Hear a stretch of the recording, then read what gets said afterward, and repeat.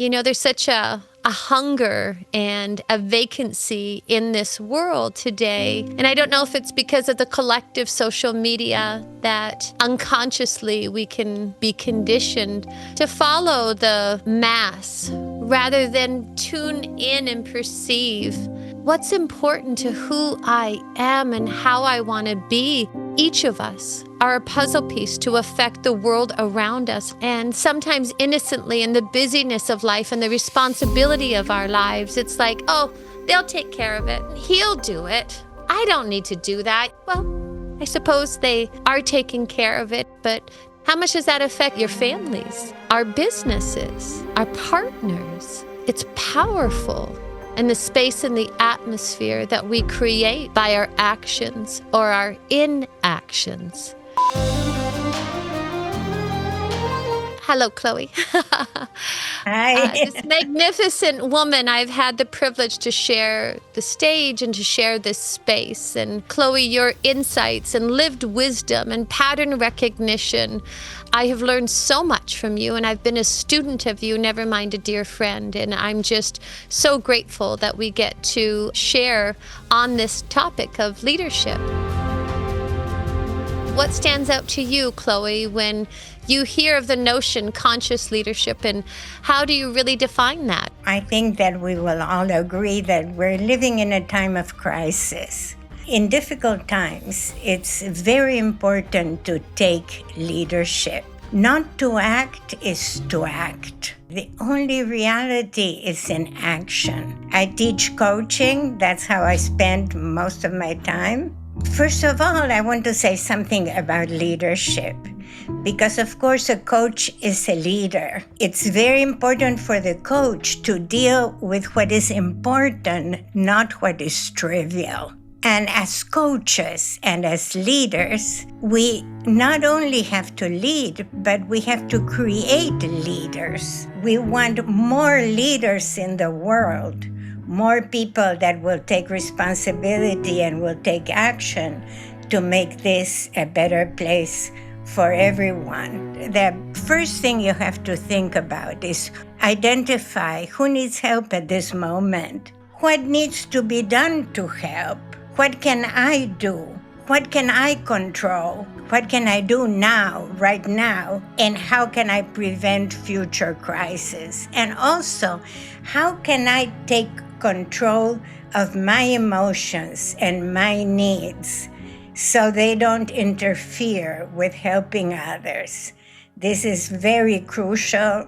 So controlling our own needs and emotions are important. Well, Cloé, it's such a gift to be with you and to hear what connects. I love and appreciate, Cloé, that you also said that can look like inaction. And Yes. inaction is this spaciousness, this space between ourselves and others. I call that holding space. We're holding space through our awareness, through our attention, through our presence, through actively listening. And it's something that's an art that can get missed in all of our fast acting and doing. The kindness and the generosity as us as individuals, as leads, as partners, as in business, as parents, because those are all the spaces and places that we lead day to day. Our blind spot can be, we get so ever so helpful, we can become a pain in the ass.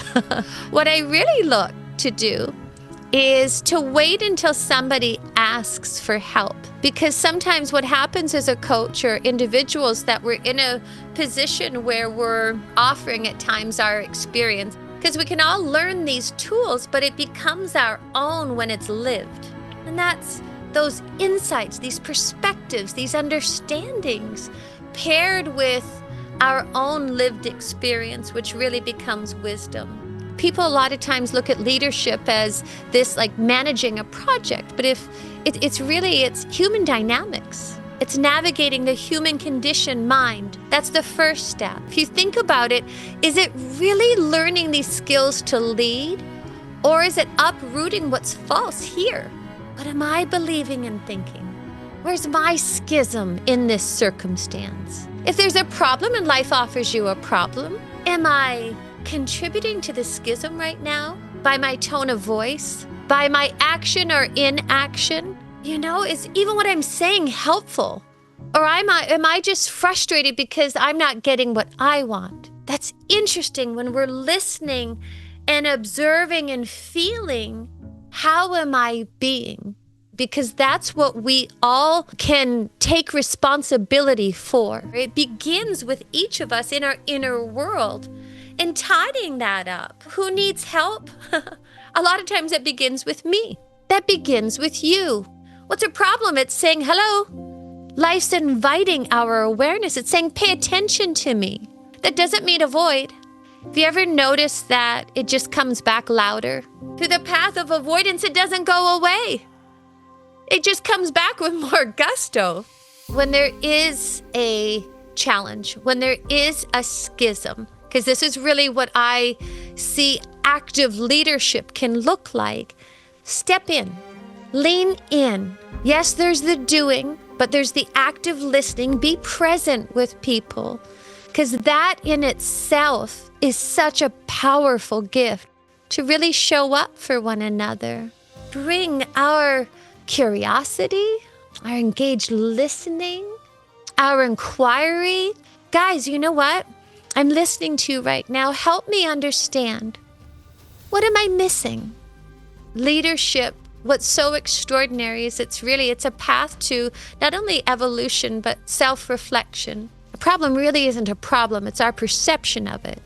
It's our meaning that we place over something that becomes the challenge. Our mind and our heart, that's what we can affect only every single time. So a question I'm often, as I'm actively listening inside my own mind, am I contributing to the schism? Or am I contributing to harmony right now? And it's amazing through that sincere inquiry what we're shown. The ego will always show us external. The ego sounds like he always does this. She always says that. Why didn't he do this? External blame, external judgment, external demonization. That's the voice of the victim. And as we inquire and broaden our perception beyond our limiting beliefs about ourselves and others, and we lean in and really consider, am I adding harmony or am I contributing to the schism? Has been such a shift for me, because that's what I can affect.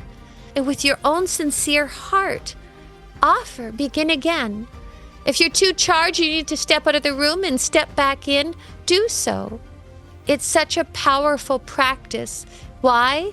Because rather than continuing to add to the frustration, yeah, but you said this. It's like, hun, you know what? I'm not being my best self. I find that to be incredibly powerful. That's what we can affect, each and every one of you, you beautiful humans. And so it begins going first as a responsible leader, as a servant leader. Looks like, let's tidy these beliefs, these limiting thoughts about ourselves and others, so that we can bring our clarity of mind and our openness of heart. And as I tidy this up, we're able to tidy this space up. And Cloé, it's just such a gift to be with you and to have such a meaningful conversation about leadership. Thank you, Sage. It's wonderful to be with you.